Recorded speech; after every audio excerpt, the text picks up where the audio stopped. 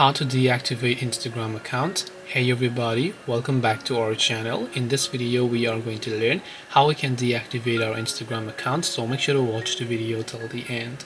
Now, deactivating Instagram account is very simple. Open up the Instagram application, tap the profile icon from the bottom right of the screen, then tap on the three lines option located at the top right hand side, then simply go to account center. From here, go to personal details, and from here you want to simply go to account ownership and control. After that, tap on deactivation or deletion, then just make sure to select your Instagram account, then tap on deactivate account, tap on the continue option. All you have to do is to simply enter your password and your Instagram account will get deactivated. That's all it takes to deactivate Instagram account. Hope this video was helpful. If you have got any questions, then feel free to also leave them down below. Thank you very much for watching till the end of this tutorial, and see you soon in our next video.